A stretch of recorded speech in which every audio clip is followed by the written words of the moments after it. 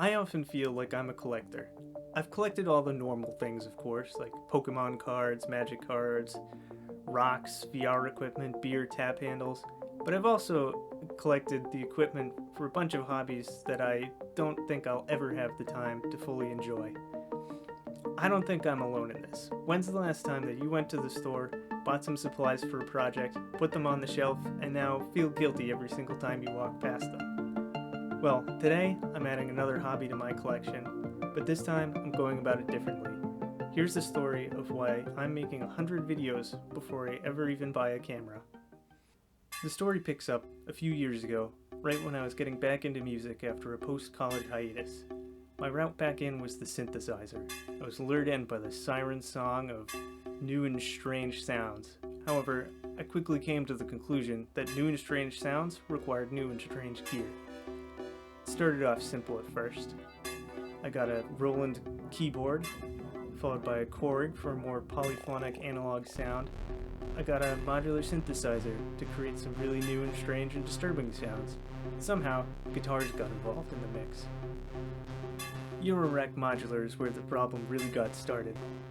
I kept finding myself thinking, if I just buy one more part, then I'm gonna sound great. I must have bought and sold a dozen modules or more and mastered approximately 0 of them. And then I stopped. I got frustrated. I got overwhelmed. I had too much equipment that I didn't know how to use, and it ate away at me, that old hobby guilt. I still play synthesizer, but I've parted with a lot of my old equipment, and I've learned a valuable lesson. It's not what gear you have, it's how you use it. I'd been interested in making videos when I was a little kid, and recently that interest resurfaced. I really wanted to document my experiences as I went through life, particularly as I started to get a little bit older. However, I knew I would have to tread carefully if I didn't want to end up with a pile of gear I didn't know how to use.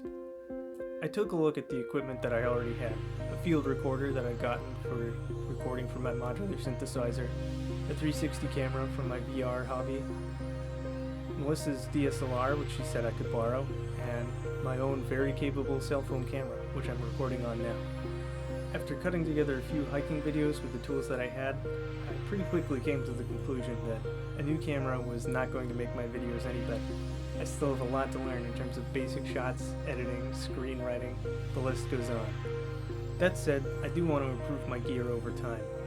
I decided to set a reasonable number of videos as a gate to prevent me from buying more gear until I was ready. I settled on 100 videos.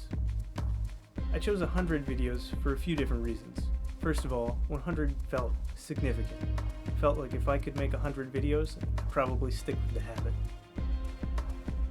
When I've made 100 videos, I'll have put in the time to gain the skills on the fundamentals that really matter for filmmaking, and I'll be better placed to know what's my style and what sort of camera is going to make sense anyway.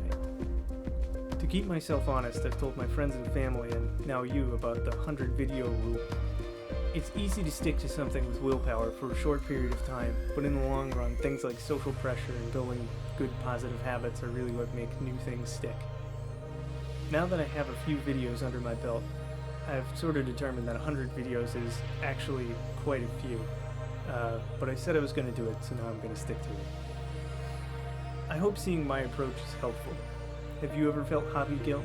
Do you have a method or an approach that makes it easier for you to stick with a hobby? If so, comment below. I'd love to hear it. Thanks again for watching.